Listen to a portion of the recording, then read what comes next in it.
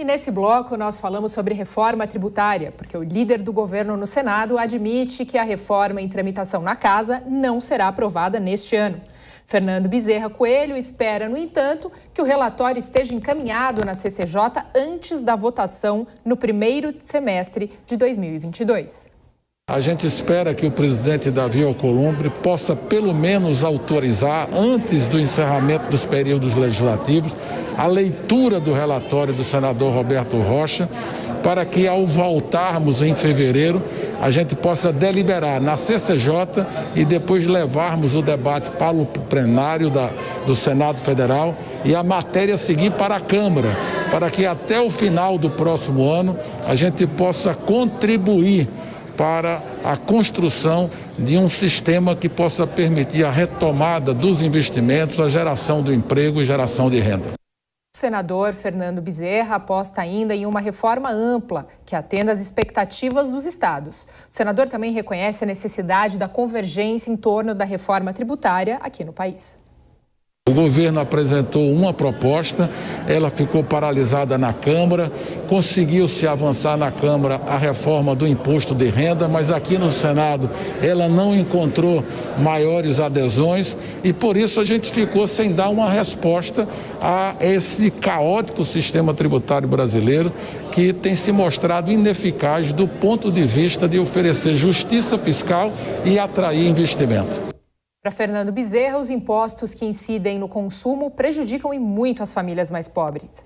O líder do governo no Senado ressalta ainda que a simplificação tributária seria fundamental para o crescimento do país. Bom, vamos aos nossos comentaristas. Diogo Schelp aqui nos estúdios da Jovem Pan, na Avenida Paulista. José Maria Trindade em Brasília. Zé, começar com você.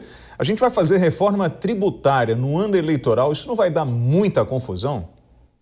Não dá nem confusão nem reforma, viu, William? Não há como fazer uma decisão tão polêmica assim em ano eleitoral. Desde o início, a gente sabia que a reforma tributária não seria aprovada. Isso porque não houve como fechar um consenso ali entre o governo e setores ali dos governos estaduais e municipais sobre a reforma. Tradicionalmente, quem empaca a reforma tributária é o governador. Os governadores fazem as contas e acham que vão perder a arrecadação e ninguém parte para uma aventura de perder dinheiro. Aí empaca. Os governadores empacam que comandam as suas bancadas. Desta vez, houve o fechamento de uma proposta que atendia perfeitamente governadores e prefeitos. Mas aí, e inclusive empresários, que estavam a favor. Pela primeira vez, uma proposta agrada a todos. Mas aí o governo federal sentiu que não seria boa e veio com a reforma do imposto de renda. E aí empacou no Senado Federal. Nem reforma tributária, nem a reforma do imposto de renda, que quer o ministro da Economia, Paulo Guedes, sairá do Congresso Nacional esse ano. No ano que vem, aí é que não sai mesmo. Tradicionalmente, ano eleitoral é mesmo para disputa eleitoral, viu? O clima fica muito tenso por aqui. Elp, na sua opinião, as reformas tributária e do imposto de renda seriam aí boas saídas nesse momento para a economia brasileira? Essenciais, Mariana. A reforma tributária é essencial para o Brasil em qualquer momento, seja em que momento ela puder ser aprovada. Eu tenho uma avaliação um pouco diferente do Zé Maria em relação à possibilidade de aprovar essa reforma, se teria sido possível aprová-la este ano. Eu acredito que sim. Havia, até certo momento, esse consenso da necessidade, havia uma vontade, inclusive, do presidente do Senado para avançar com isso também. E o segundo vice-presidente do Senado disse hoje, por exemplo, que considera que quem travou a reforma tributária foi o governo, que não teve interesse político em colocá-la para frente, ainda mais nesse segundo semestre, por motivos políticos, talvez até eleitorais. A verdade é que o governo gastou capital político, apoio no Congresso, para conseguir se segurar num ano que foi muito difícil, com muita pressão por causa da gestão desastrosa da pandemia.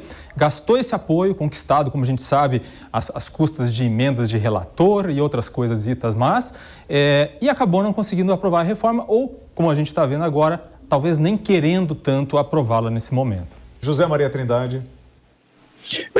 É isso mesmo.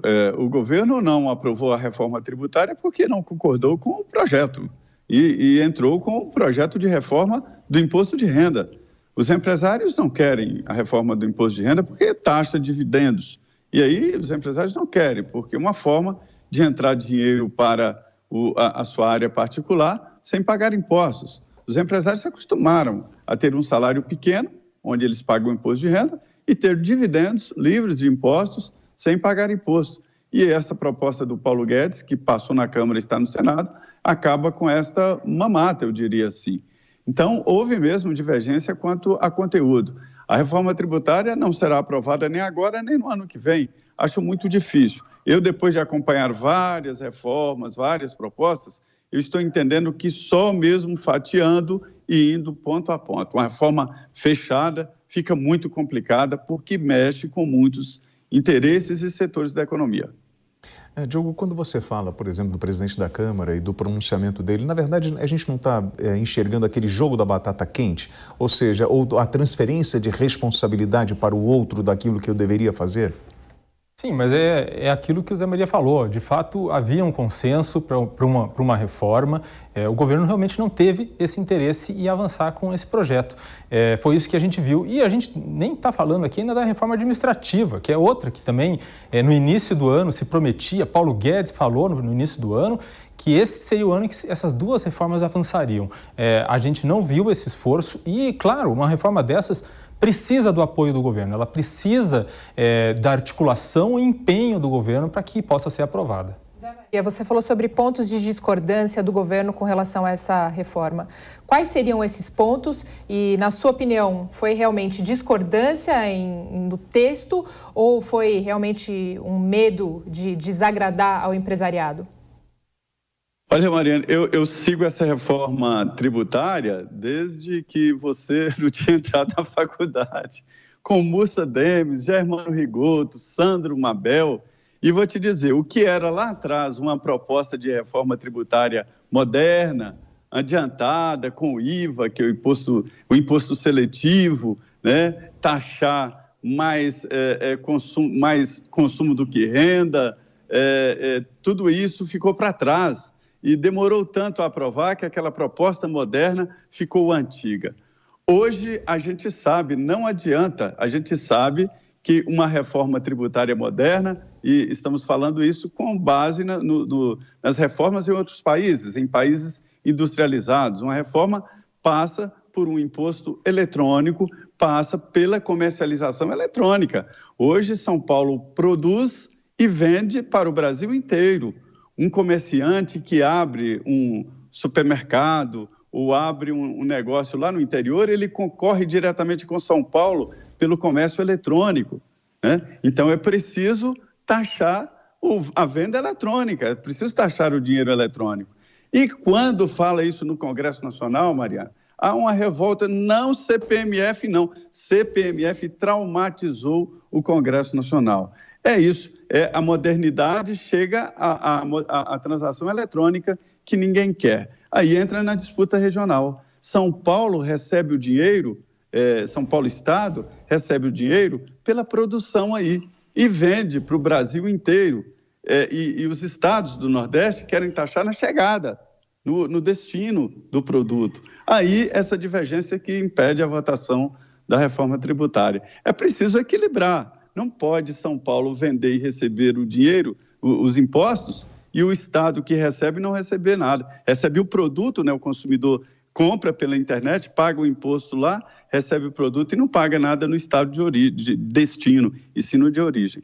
Diogo, o Zé Maria Trindade trouxe aí esse bicho-papão da CPMF, que a gente fica até arrepiado só em lembrar dele.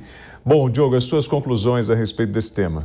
Eu concordo inteiramente. A CPMF tem um problema sério que é o seguinte: ela, segundo muitos especialistas, ela pune, inclusive, aquelas pessoas que recém entraram no sistema bancário, no sistema financeiro, né? Porque é um imposto que incide de alto a baixo.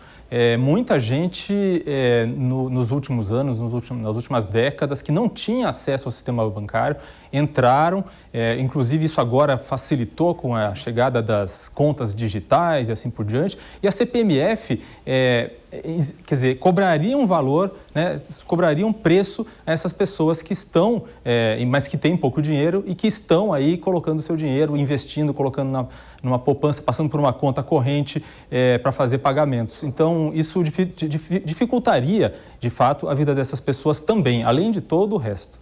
Diogo Schelp e José Maria Trindade, muito obrigada aqui pela participação de vocês no Top of the Hour de hoje. Valeu.